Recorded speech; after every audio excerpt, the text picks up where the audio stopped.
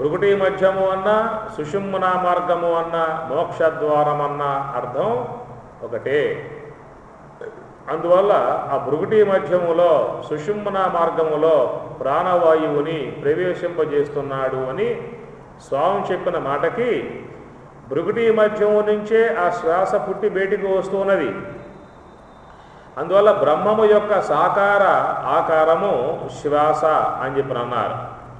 బ్రహ్మము నిరాకారము నిర్వికారము అయి ఉండగా అట్టి ఆ బ్రహ్మము యొక్క సాకార ఆకారమే శ్వాస. ఆ శ్వాసను మహాత్ములు బ్రహ్మముగా ఆరాధించారు.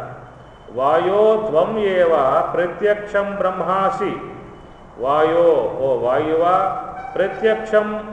ప్రత్యక్షం బ్రహ్మాసి, ప్రత్యక్షముగా మాకు ప్రత్యక్షముగా కానవచ్చేటువంటి యొక్క బ్రహ్మము అని చెప్పి అన్నారు. ఎందుకంటే బ్రహ్మము అని చెప్పనగా అంతటా వ్యాపకమై ఉన్నది. అంతటా వ్యాపకమై ఉన్నటువంటి ఆ బ్రహ్మమును నువ్వు తెలుసుకోవాలని చెప్పన్నట్లయితే నీకు తెలుసుకునేటువంటి యొక్క విధానం ఇంద్రియముల యందు మాత్రమే ఉన్నది. ఆ ఇంద్రియముల యందు ఉన్నటువంటి తెలుసుకోవటం అనేటువంటి యొక్క విధానంతో ఈ లోకములో ఉన్నటువంటి యొక్క విషయ సముదాయాన్ని తెలుసుకోవటమే కానీ బ్రహ్మమును గుర్తించే సామర్థ్యం ఇంద్రియములకు లేదు. మన ఈ శరీరములో తెలుసుకోవటము అనేటువంటి విధానం ఏవైనా కలిగి ఉన్నాయి అని చెప్పుకున్నట్లయితే అవి ఇంద్రియముల యందు మాత్రమే ఉన్నది. ఆ ఇంద్రియములు కూడా కర్మేంద్రియములు కాదు. కర్మేంద్రియములు కేవలం పనిచేసే విధానమే. జ్ఞానేంద్రియముల యందు మాత్రమే ఈ తెలుసుకోవటం అనే విధానం ఉన్నది. అయితే ఈ తెలుసుకోవటం అనేటువంటి యొక్క విధానం జ్ఞానేంద్రియాలకి ఎట్లా వచ్చింది అంటే అవి సాత్వికాంశంతో పుట్టాయి కాబట్టి తెలుసుకోవటం అనేటువంటి విధానం వాటికి వచ్చింది. సత్వాత్ సంజాయతే జ్ఞానం. అందుచేత ఈ తెలుసుకోవటం అనేటువంటి యొక్క విధానం సాత్వికాంశం వల్ల పుట్టాయి కాబట్టి తెలుసుకుంటూ ఉన్నాయి అన్నారు.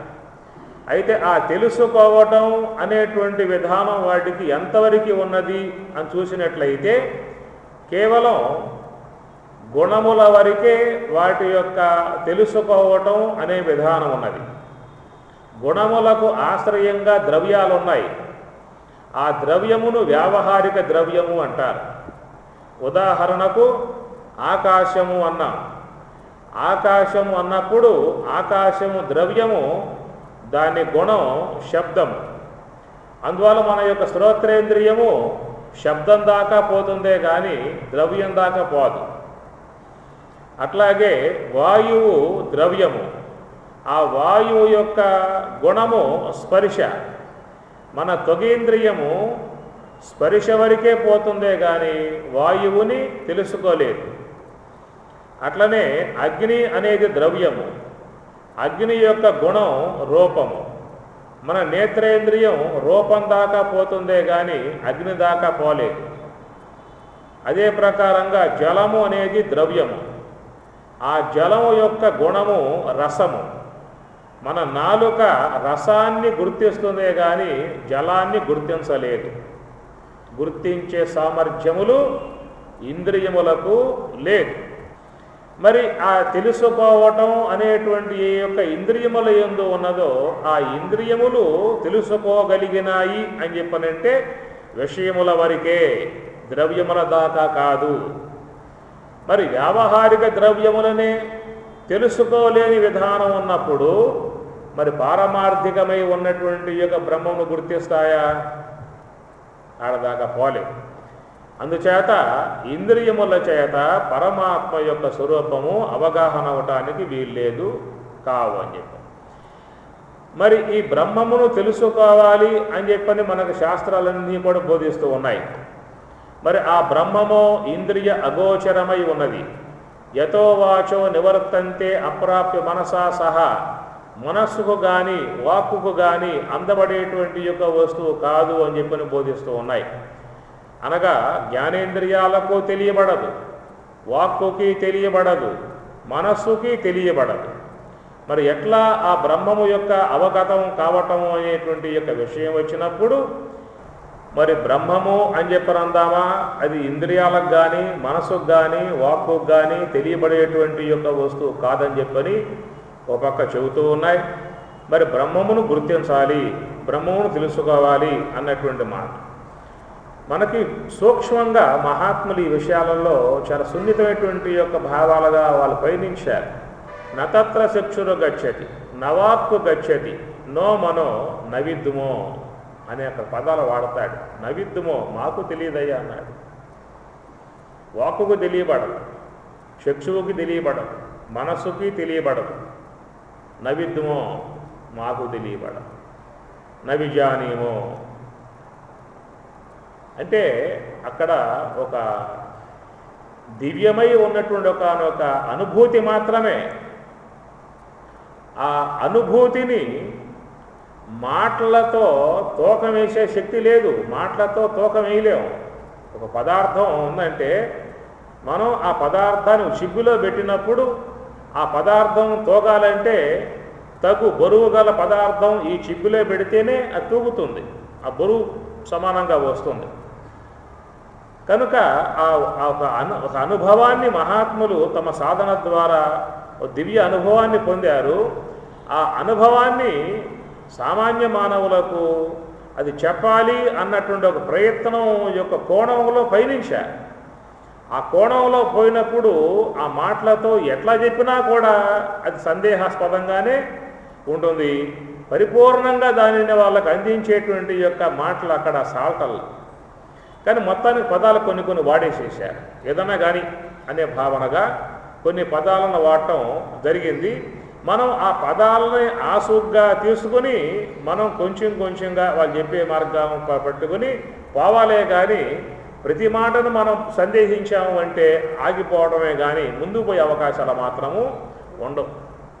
ఒక పదార్థం ఉన్నది, ఎట్లా ఉన్నది? తీయగా ఉన్నది. తీపి ఎట్లా ఉన్నది? అరే ఆ పదార్థం ఎట్లా ఉందని చెప్పి అన్నప్పుడు తెల్లగా ఉందో, నల్లగా ఉందో, ఎర్రగా ఉందో, ఇది గుండ్రంగా ఉన్నది. బెల్లం, కలకండ తెల్లగా ఉంటుంది, తీయగా ఉంటుంది, గట్టిగా ఉంటుంది, కరుగుతుంది, మెల్లగా నోట్లో వేసుకుంటే ఎన్నో పదాలు ఉన్నాయి. తీయగా ఉంటుందా? ఆ తీపి ఎట్లా ఉంటుంది చెప్పు? అక్కడ ఆగిపోవాల్సిందే. దాని విషయంగా కొంత అవగాహన కలుగుతుంది. అవగాహన కలిగినప్పుడు ఆ పదార్థం ఎక్కడుందో అన్వేషణ చేయాలి. ఆ పదార్థం మనం కూడా సంపాదించుకోవాలి. వాడు చెప్పిన లక్షణాలు ఉన్నాయేవో చూసుకోవాలి. దాన్ని నోట్లో వేసుకుంటే అప్పుడు మనకేమవుతుందని దాని యొక్క సంబంధ ఆ గుణగణాలు, దాని యొక్క ఆ విధానం అంత అవగాహనకి, అనుభూతికి వస్తుంది.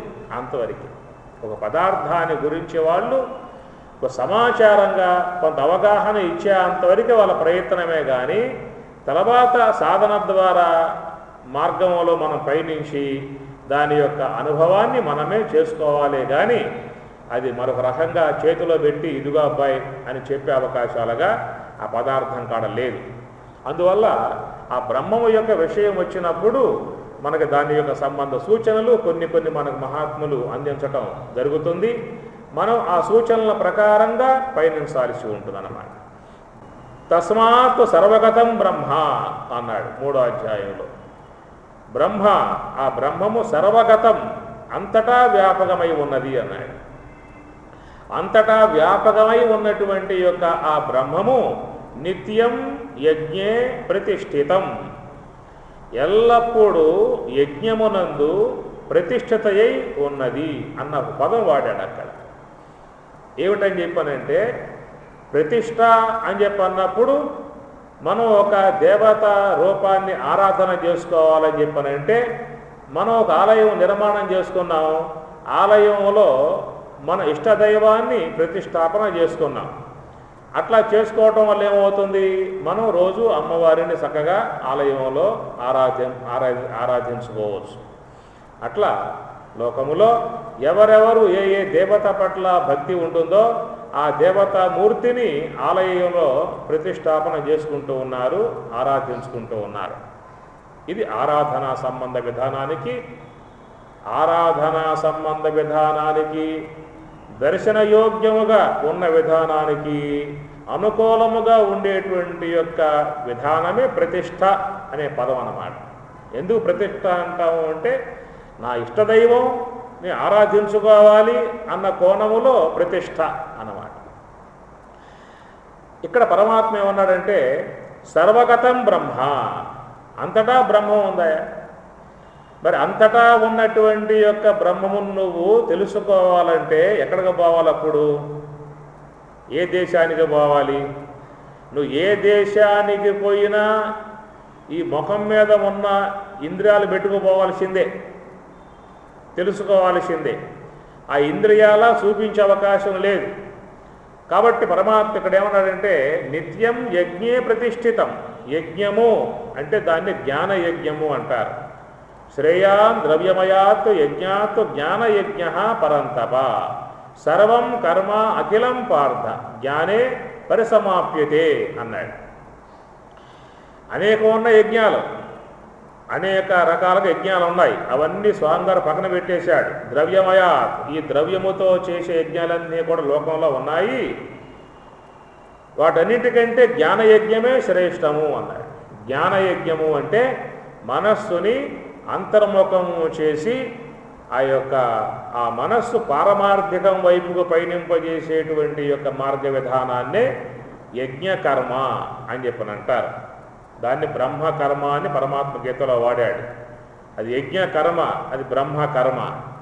అందుచేత ప్రవృత్తి మార్గంగా చేసేవన్నీ కూడా లోకంలో చాలా ఉన్నాయి. యజ్ఞములు కానీ పుణ్యములు కానీ అనేక రకాల కర్మకలాపం అంతా కూడా బహిర్గతంగా జరుగుతూ ఉన్నాయి. కానీ ఈ బహిర్గతంగా చేసేవన్నీ కూడా వాటి వల్ల పుణ్యం వస్తుంది. సత్కర్మలు అన్నారు. సత్కర్మల వల్ల పుణ్యం వస్తుంది. ఆ పుణ్యం మోక్షాన్ని పొందింప చేయలేదు. పుణ్యం ఉత్తమ లోకాలో, ఉత్తమ దేహాలో, ఉత్తమ సుఖాలో పొందింపజేస్తుందే కానీ మోక్షానికి అది కారకం కాదు అన్నారు. అందుచేత ఇక్కడ జ్ఞానయజ్ఞం, మీరు బాగా భగవద్గీతలో పరమాత్మ చెప్పేటువంటి ప్రతి మాట అన్వేషణగా వివేక దృక్పథంతో, యోచనా దృక్పథం చూడగలిగితేనే భగవంతుని యొక్క మాటలు మనకి అర్థమయ్యే అవకాశం ఉంటుందే కానీ అవి కేవలం వినోదాత్మకంగా ఏదో అశ్రద్ధారూపకంగా చూసుకుంటూ పోతే మాత్రం వాటిల్లో ఉన్నటువంటి మౌలికమై ఉన్నటువంటి యొక్క భావం నీకు గోచరించే అవకాశం మాత్రం ఉండదు. అందువల్ల జ్ఞానయజ్ఞం, జ్ఞానయజ్ఞ పరంతప సర్వం కర్మ అఖిలం పార్థ జ్ఞానే పరిసమాప్యతే. అనాదిగా మనం సంపాదించుకుని ఉన్నటువంటి కర్మంతా కూడా నశింపబడాలి. అనగా లోన ఉన్నటువంటి సూక్ష్మదేహములో చేరి ఉన్నటువంటి అనేక జన్మల యొక్క కర్మంతా కూడా అది ఉన్నంత వరకు నిన్ను బయటికే లాగుతుందే కానీ లోనికి పోనివ్వదు. అందువల్ల అట్టి ఆ కర్మ జ్ఞానాగ్నిలో కాల్పగలిగితే, జ్ఞానాగ్నిలో వ్రేల్చగలిగితే, దగ్ధం చేయగలిగితే అప్పుడు శుద్ధమై ఉన్నటువంటి యొక్క అంతఃకరణం బుద్ధిగా పరిణమించి దాని ద్వారా మనము ఆత్మ యొక్క అనుభవాన్ని పొందే అవకాశము కలుగుతుంది. అందువల్ల పరమాత్మ గీతలు అంటాడు, బుద్ధి గ్రాహ్యం అనగా బుద్ధి గ్రాహ్యం, దాన్ని శుద్ధాంతఃకరణం అన్నారు. మనసు గ్రాహ్యం కాదు, బుద్ధి గ్రాహ్యం. బుద్ధౌ శరణం అన్వీక్ష అంటాడు. బుద్ధియుక్తో జహాతేహ, బుద్ధితో కూడుకొనుము, బుద్ధినే శరణు వేడు. బుద్ధి గ్రాహ్యం, ఎందువల్ల ఆ మాటలు వాడటము అని చెప్పనంటే మనలో ఉన్నటువంటి అంతఃకరణం అనేది మలిన సాత్వికమై ఉండి ఉన్నట్లయితే దానిని మనస్సు అంటారు. శుద్ధ సాత్వికమై ఉన్నటువంటి యొక్క భాగాన్నేమో బుద్ధి అంటారు. అర్థమవుతున్నాయి మాటలో? అర్థమవుతున్నాయా? మలిన సాత్వికమై ఉన్నటువంటి యొక్క భాగాన్నేమో మనస్సు అంటారు. శుద్ధ సాత్వికమై ఉన్నటువంటి యొక్క అంతఃకరణాన్ని బుద్ధి అంటారు. మన అంతఃకరణం మలిన సాత్వికమై ఉన్నదా, శుద్ధ సాత్వికమై ఉన్నదా? మన అంతఃకరణం మలిన సాత్వికమై ఉండే విధానం ఎక్కువగా కనబడతా ఉన్నది. ఎందుకంటే ఇంద్రియాలతో సంబంధం పడి ఈ యొక్క సాంసారిక భోగాలలో, విషయ భోగాలలో అన్నింటిలో కూడా మనం ప్రవేశించి ఎక్కువగా వ్యవహారం చేస్తున్నాం కాబట్టి మన మనస్సులో ఉండేది మలిన సాత్వికమే ఎక్కువ శాతం చేరి ఉంటుంది. ఎవరైతే తాత్విక రంగంలో ఉండి ఆధ్యాత్మిక మార్గంలో ఉండి ఎక్కువ సమయాన్ని ధ్యానంలో నిమగ్నం చేసి ఉంటారో ఆ విధంగా ఆత్మ వైపుకు పయనించేటువంటి వారు, పారమార్థికం వైపుకు పయనించేటువంటి వారికి మాత్రమే శుద్ధ సాత్విక బుద్ధి ఉంటుందన్నమాట. శుద్ధ సాత్వికమై ఉన్నటువంటి యొక్క అంతఃకరణాన్ని బుద్ధి అంటారు. రెండే మాటలు ఇక్కడ. మలిన సాత్వికమై ఉన్న అంతఃకరణాన్ని మనస్సు, శుద్ధ సాత్వికమై ఉన్న అంతఃకరణాన్ని బుద్ధి. బహిర్ముఖంగా తీసుకుపోయే విధానం మనస్సు, అంతర్ముఖంగా తీసుకుపోయే విధానం బుద్ధి. ప్రపంచ స్వరూపాన్ని చూపించేది మనస్సు, పారమార్థిక స్వరూపాన్ని పొందింపజేసేది బుద్ధి. దుఃఖ మార్గంలో పయనింపజేసేది మనస్సు, సుఖ మార్గం ఆనంద మార్గంలో పయనింపజేసేది బుద్ధి. ప్రవృత్తి మార్గం వైపుకు పోయేది మనస్సు, నివృత్తి మార్గం వైపుకు పోయేది బుద్ధి. ఏమి ప్రవృత్తించ నివృత్తించ బంధం మోక్షం. ప్రవృత్తి మార్గం బంధం, నివృత్తి మార్గం మోక్షం అని చెప్పని అంటాడు. అందుచేత ఎవరైతే తన మనస్సులో ఉన్నటువంటి మాలిన్యాన్ని జ్ఞానాగ్ని ద్వారా దగ్ధం చేస్తారో, ఎవరు మనస్సు అయితే శుద్ధమై బుద్ధిగా పరిణమిస్తుందో ఆ బుద్ధిగా పరిణమించి ఉన్నటువంటి వారు మాత్రమే ఆ సుషుమ్నా ద్వారములో ప్రవేశిస్తూ ఉన్నారు.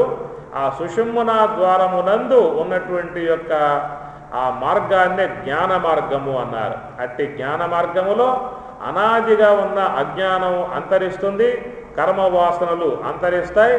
ఆ సుషుమ్నా యందు భగవత్ ప్రాప్తిని అతడు పొందుతూ ఉన్నాడు. కాబట్టి ఆ సుషుమ్నా యందున్నటువంటి యొక్క ఆ బ్రహ్మమట ఎట్లా ఉన్నది అంటే, తస్మాత్ సర్వగతం బ్రహ్మ నిత్యం యజ్ఞే ప్రతిష్ఠితం. ప్రతిష్ఠితం అంటే దర్శనయోగ్యం.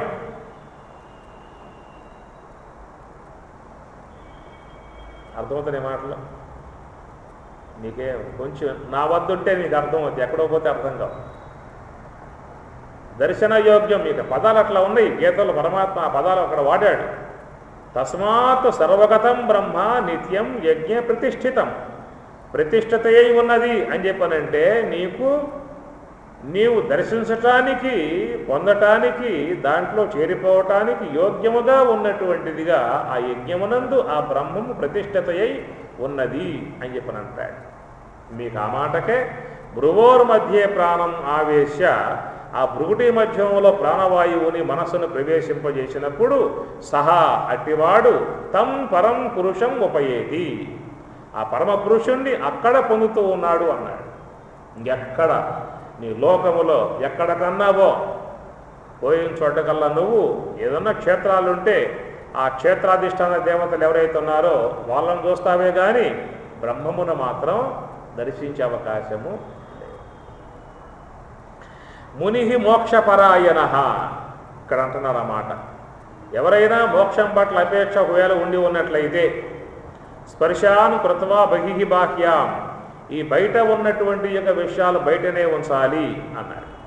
చక్షుశ్చైవాంతరే భ్రువోహో, నీ దృష్టిని భృగుటి మధ్యంలోకి పయనింప చేయాలి అన్నారు. ఎందుకు పయనింప చేయాలి అని చెప్పి అన్నట్లయితే నువ్వు బ్రహ్మమును పొందేది అక్కడయ్యా చెప్పాడుగా. తస్మాత్ సర్వగతం బ్రహ్మ నిత్యం యజ్ఞే ప్రతిష్ఠితం. ఏదా యజ్ఞం అంటే జ్ఞానయజ్ఞం. అది మనలో జరిగేటువంటి యొక్క జ్ఞానయజ్ఞం, సుషుమ్నాలో జరిగేటువంటి జ్ఞానయజ్ఞం. అక్కడ బ్రహ్మము నువ్వు పొందాల్సి ఉంటుందే కానీ అక్కడ మహాత్ములు పొందింది తపస్సు ద్వారా. విద్యా తపోభ్యాం పోతాత్మ. ఇప్పుడు మలయాళ స్వాముల వారు తమ గురుకులాశ్రమంలో ఎంతో శాస్త్రం అధ్యయనం చేశాడు, ఎంతో శాస్త్రాధ్యయనం చేశాడు. మరి ఎందుకు గోగర్భం పోయాడు? అక్కడ పొందడం. శాస్త్రంలో ఆయన చెప్పలేదా, అహం బ్రహ్మాస్మి, అయం ఆత్మ బ్రహ్మ, సర్వం కల్పితం బ్రహ్మ, నేనే బ్రహ్మమును, ఈ దేహం నేను కాదు, స్థూల దేహం నేను కాదు, సూక్ష్మ దేహం నేను కాదు. తెలియదు ఆయనకి? తెలియకపోయాడా? తెలుసు. శాస్త్రము నీకు అవగాహన ఇస్తుంది, అంతవరకు అనుభూతి ఇవ్వదు. ఎంత శాస్త్రాధ్యయనం చేసినా నమేధయ నా బహునా శృతేనా అన్నాడు. నమేధయ, మేధస్సు పెరుగుతుంది, వాగ్ఝరి పెరుగుతుంది, విషయం అంతా అవగాహన వస్తుంది. కానీ అనుభూతి అనేటువంటిది రావాలని చెప్పన్నట్లయితే మలయాళ స్వాముల వారు గోగర్భాన్ని ఎన్నిక చేసుకున్నాడు. రమణ భగవానుడు అరుణాచలాన్ని, తిరుమన్నామలై అది ఎన్నిక చేసుకున్నాడు. ఆయన అక్కడ పోయాడు, అక్కడ కూర్చున్నాడు. దానికోసంగా వాళ్ళు తపస్సుని కొనసాగించారు. అందుచేత ఒకటి అవగాహన, రెండవది అనుభవము, అనుభూతి. ఈ అనుభూతి, అనుభవము అనేది నీకు రావాలని చెప్పినట్లయితే ఇక్కడ 5వ అధ్యాయం లాస్ట్లో పరమాత్మ చెప్పేటువంటి యొక్క మాటలు, స్పర్శాన్ కృత్వా బహిః బాహ్యాం చక్షుశ్చేవాంతరే భ్రువోః ప్రాణాపానౌ సమౌ కృత్వా నాసాభ్యంతరచారిణౌ. నాసా అభ్యంతర చారిణౌ. నాసా అంటే ముక్కు, అభ్యంతర అంటే లోపల, చారిణౌ అంటే చరించేటువంటి, చారిణౌ చరించేటువంటి. నిరంతరముగా ఈ శ్వాస రోజుకి 21,600 సార్లుగా ఈ శ్వాస యొక్క సంచారం జరుగుతూ ఉన్నది. మూలాధారమునందు 600 హంసలు, స్వాధిష్టానములో 6,000, మణిపూరకమునందు 6,000, అనాహతమునందు 6,000, విశుద్ధమునందు 1000 హంసలు, భృగుటి మధ్యములో 1000 హంసలు, సహస్రారములో 1000 హంసలు, మొత్తం కలిపి 21,600 హంసలు అన్నారు. ఈ విధంగా సంచరించేటువంటి చారిణవు నాసాభ్యంతర చారిణవు. ఈ నాసా ముక్కురంధ్రమునందు సంచరించేటువంటి యొక్క చారిణవు, చరించేటువంటి యొక్క ఆ శ్వాసను సమము కృత్వా, సమముగా చేయమన్నాడు. ఈ మాట ఒక పక్షంలో కుంభక ప్రాణాయామం అనే అంశంగా వస్తుంది. కొంతమంది శ్వాసను బంధించి ధ్యానం చేస్తారు. ఏమి దాన్ని ప్రాణాయామం అన్నారు. అనగా శ్వాసను బంధిస్తే మనస్సు ఆగుతుంది అని. అట్లా ఈ శ్వాసను బంధించే విధానంగా చేస్తారు. రెండవది సహజ మనస్కరాజయోగం. ఆ మనస్సుని ఆ శ్వాసతో అనుసంధానాన్ని పొందింపజేయటం. ఆ శ్వాసను మాత్రమే గమనిస్తూ ఉన్నట్లయితే మనస్సు ఆగిపోతుంది అన్నారు. ధ్యానములో ప్రధాన అంశం ఏంటంటే సర్వసంకల్ప సన్యాసి. మనస్సులో ఏ సంకల్పము లేకుండా ఉంచటమే ధ్యానము యొక్క ఉద్దేశము. సర్వసంకల్ప సన్యాసి కనుక మనసు అనేటువంటి యొక్క వస్తువులో ఏ సంకల్పము లేకుండా ఉంచటము అని చెప్పనంటే ఒక ఆలంబనం కావాలి. ఏది ఆలంబనం అని చెప్పని ఈ శ్వాసతో ఉండేటువంటి యొక్క విధానమే ఆలంబనం. మనం ఇంతకాలం మనం పెట్టుకున్నటువంటి యొక్క ఆలంబనం ఏమిటంటే ఇంద్రియాలు. శ్రోత్రేంద్రియంతోనన్నా ఉంటాం, నేత్రేంద్రియంతో ఉంటాం, జిహ్వేంద్రియంతో ఉంటాం. ఇట్లా ఇంద్రియములతో సంబంధం పడి ఉన్నంత వరకు మనకి విషయాలు గోచరిస్తూ ఉంటాయి. ఈ ఇంద్రియములతో సంబంధం లేకపోయిందా అంటే మనం ఆలోచనలతో సంబంధం పడతాం. ఆలోచనలు అంటే మనస్సులో ప్రింట్ అయి ఉన్నటువంటి ముద్రలు. మనస్సులో ప్రింట్ అయి ఉన్నటువంటి యొక్క ముద్రలతో సంబంధం పడ్డప్పుడు సంకల్పాలు పుంఖానుపుంఖాలుగా ఏర్పడుతూ ఉంటాయి. మనం వ్యవహారంలో ఉన్నప్పుడు మనం చేసే ప్రధానముగా ఉన్న పని ఏమిటంటే ఇంద్రియాలతోనన్నా సంబంధం పడి ఉంటాం, లేదా ఆలోచనలతోనన్నా సంబంధం పడతాం. ఈ రెండు పనులే వ్యవహారంలో ఉన్న వ్యక్తి చేస్తూ ఉన్నది. రెండే, ఆలోచనలన్నా చేస్తాడు, ఇంద్రియాలతో ఉండి విషయాలనన్నా ఆస్వాదిస్తాడు. ఈ విషయాలని ఆస్వాదించే పని అయిపోయిందా అంటే ఆలోచనల్లోకి పోతాడు. ఆలోచనలు చేయడం అయిపోయిందా అంటే ఇంద్రియాల సంబంధం బట్టి విషయాల్లోకి పోతూ ఉంటాడు. ఈ రెండే మనం చేస్తున్న పని. అందుచేత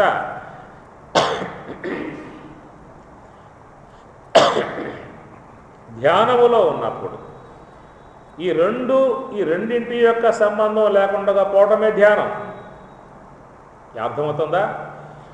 ఏది ఇంద్రియాలతో ఉండి విషయాలలోకి పోవటం, మనస్సులో ప్రింట్ అయి ఉన్న ముద్రలతో సంబంధం పడి ఆలోచనలు చేయటం.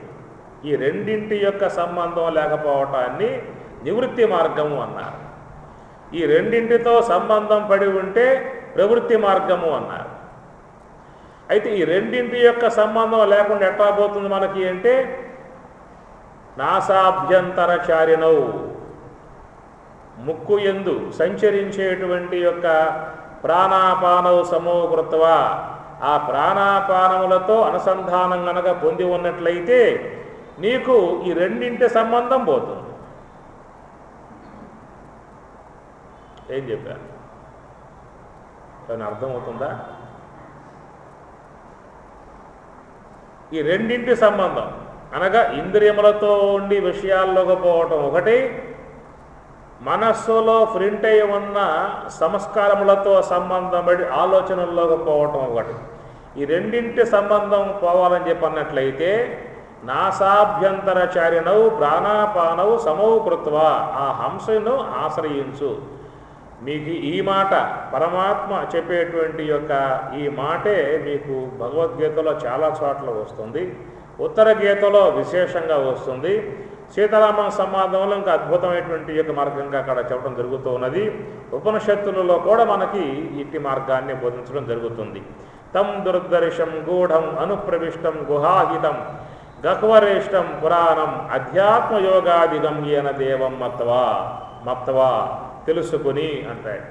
దేని ద్వారా అంటే అధ్యాత్మయోగాదిగం, ఒక అధ్యాత్మ సంబంధమై ఉన్నటువంటి యొక్క యోగము ద్వారానే మత్వా తెలుసుకొని హర్షశోకవు జహాది, సుఖ దుఃఖాల నుంచి బయటపడుతున్నాడు, పుణ్యపాపాల నుంచి బయటపడుతూ ఉన్నాడు, భవబంధాల నుంచి బయటపడుతూ ఉన్నాడు కఠోపనిషత్తులో.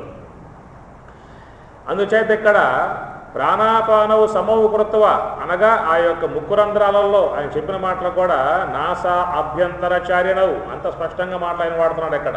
నాసా అభ్యంతరచారిణవు, ముక్కురంధ్రాలలో సంచరించేటువంటి యొక్క శ్వాస అని చెప్పి అంటూ ఉన్నాడు. ఆ శ్వాసయే చెప్పాలంటే హంస అనే పేరు పెట్టారు. ఆ శ్వాసకే మహాత్ములు హంస అనే పేరు పెట్టారు. ఎందుకు ఆ పేరు పెట్టారు? మనం పెట్టింది కాదు. మనం పెడితే బ్రీతింగ్ అంటాం, మనం అంటే వాయువు అంటాం, ప్రాణం అంటాం, శ్వాస అంటాం, ఉచ్ఛ్వాస నిశ్వాసలు అంటాం. ఇది మనం పిలిచే భాషా సంబంధ పదాలు. కానీ మహాత్ములు దీనికి హంస అనే పేరు పెట్టారు.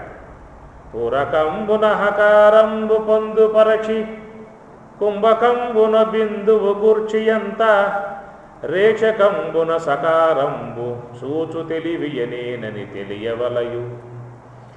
దీనికి హంస అనే విచారణ చాలా అద్భుతంగా చెప్పినటువంటి యొక్క భాగాలు ఉన్నాయి.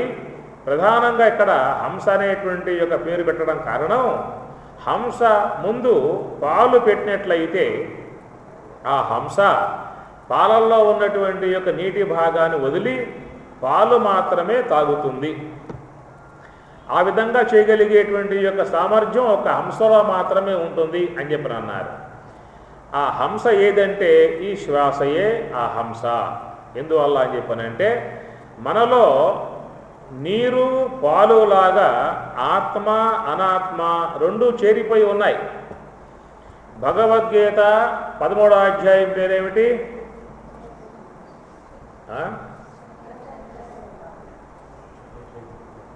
నాకనే పట్ల అది గట్టిగా రావాలి. క్షేత్రజ్ఞ విభాగం అని చెప్పింది ఇదే. క్షేత్రాన్ని క్షేత్రజ్ఞుణ్ణి విభాగం వేరు చెయ్యి. ఎట్లా వేరు చేస్తా? ఇదని బియ్యంలో రాళ్ళ ముందేసుకోవచ్చు, చేట్ల పోసుకోవచ్చు బియ్యం, ఆ రాళ్ళన్నీ పక్కన బారేయవచ్చు, బియ్యాన్ని తీసుకోవచ్చు, ఎదురుగా ఉన్నాయి కాబట్టి.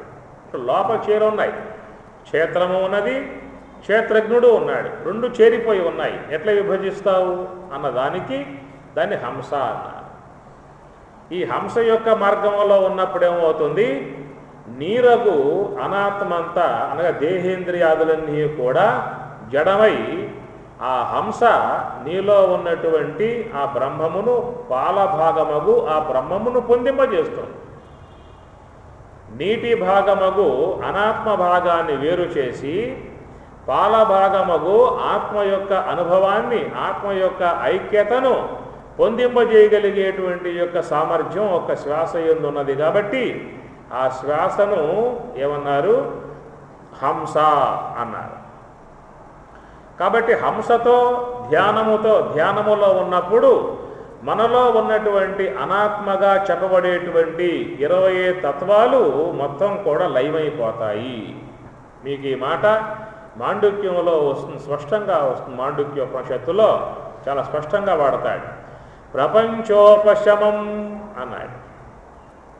ప్రపంచోపశమం శాంతం శివం అద్వైతం చతుర్థం మన్యంతే సాత్మ సవిజ్ఞేయ. చతుర్థం ఆ 4వదగు యోగ సమాధి యొక్క సంబంధ స్థితి ఎట్లా ఉంటుంది అని చెప్పనంటే ప్రపంచ ఉపశమం, ప్రపంచమంతా కూడా ఉపశమిస్తుంది, లయమైపోతుంది, జడమైపోతుంది. ఏమి ప్రపంచ ఉపశమం అన్నప్పుడు మనం బయటికి పోయి అర్థం తీసుకోకూడదు. విశ్వమంతా లయమైపోతుందేమో, విశ్వం మొత్తం లయమైపోయిన తర్వాత కానీ మన బ్రహ్మైక్యం పొందవేమో అన్న భావాలు కాదు. ప్రపంచ ఉపశమం అని చెప్పన్నప్పుడు నీలో ఉన్న ప్రపంచం, పంచ అంటే 5 భూతాలు, ఆకాశము, వాయువు, అగ్ని, జలము, పృథివీ. ఆకాశ పంచకం 5 అనగా జ్ఞాత, మనస్సు, బుద్ధి, చిత్తం, అహంకారం. వాయు పంచకం వ్యాన, ఉదాన, సమాన, ప్రాణ, అపానములు. అగ్ని పంచకం శ్రోత్ర, త్వక్కు, చక్షువు, జిహ్వ, ఘ్రాణము. జల పంచకం శబ్ద, స్పర్శ, రూప, రస, గంధము. పృథివీ పంచకం వాక్కు, పాణి, పాదము, గుహ్యము, పాయు. వీటిని ప్రపంచము అన్నారు. నీలో ఉన్న ప్రపంచం, బయట ఉన్న ప్రపంచం నీకు సంబంధం లేని వ్యవహారం. బయట ఉన్న ప్రపంచం అది ఈశ్వరునికి సంబంధించిన దేహం. అది నీలో ఉన్న ప్రపంచం 20 తత్వాలు. 20 తత్వాలను పెట్టుకున్నావా, వ్యవహారం చేసుకున్నావా, ఈ విశ్వజ్ఞానం కలుగుతుంది, వ్యావహారిక వస్తు జ్ఞానం కలుగుతుంది. కానీ నీకు పారమార్థిక వస్తు జ్ఞానం కలిగే అవకాశం లేదు. నువ్వు ఒకవేళ పారమార్థిక వస్తువు జ్ఞానాన్ని పొందేటువంటి యొక్క ఉద్దేశం నీలో ఉన్నట్లయితే ప్రపంచ ఉపశమం, ఈ మొత్తం కూడా ఉపశమించాలి, లయం కావాలి. ఆ లయం ఎప్పుడు అవుతాయి, ఎట్లా అవుతాయి అని చెప్పనంటే నాసాభ్యంతరచారిణౌ ప్రాణాపానౌ సమౌ కృత్వా. నీవు గనక స్పర్శాన్ కృత్వా బహిః బాహ్యాం, బయట ఉన్న విషయాలు బయటే ఉంచి భ్రువోర్మధ్యే, భృకుటి మధ్యంలో నీ యొక్క దృష్టిని మరలించి ప్రాణాపానౌ సమౌ కృత్వా, ఈ యొక్క ప్రాణవాయువులతో అనుసంధానాన్ని పొంది యతేంద్రియ మనోబుద్ధి, మనస్సుని బుద్ధిని నియమించి గనక ఈ విధంగా నువ్వు చేయగలిగితే యహ ఎవడో సహా అతడు ముక్తః ఏవ, మోక్షాన్ని పొందినవాడే.